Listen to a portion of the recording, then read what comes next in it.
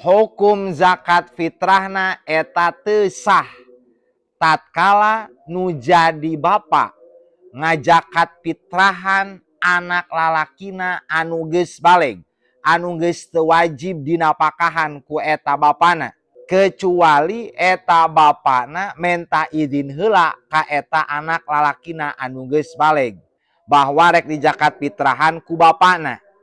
Lamun eta anak lalakina ngawidian, mangga Pak bade dijakat fitrahan mah, maka eta zakat fitrah bapana atas nama anakna sah. Tapi lamun teu ngidinan, sumawana teu menta izin ka eta anak lalaki nu geus baleg, ujug-ujug ku bapana dijakat fitrahan tanpa menta izin atawa tanpa diizinan, eta zakat fitrahna teu sah. Sakumaha keterangan dina kitab At-Taqriratus Sadidah halaman 420.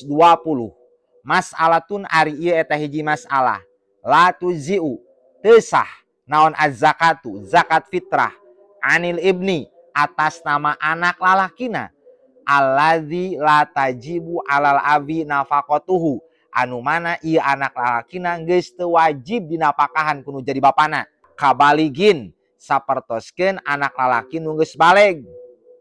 Ida addaha anhu abuhu, di mana-mana ieu nu jadi bapakna mayar zakat fitrah atas nama anak lalakina ieu nu geus baleg, anu geus wajib dinapakahan, teu sah zakat fitrahna.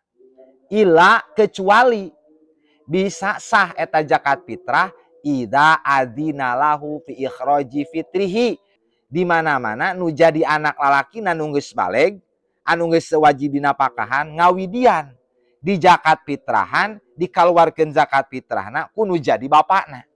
Wa amal ibnu ghairul balighi, anapun ari anak lalaki anu can baleg zakaron kana au unsan, rek anak lalaki atawa anak awewe can baleg, wa kadzalika azaujatu nya kitu deui pamajikan, wa kullu man tazamuhu nafaqatuhum jeung setiap jalma anu wajib dinapakahan ku manehanana.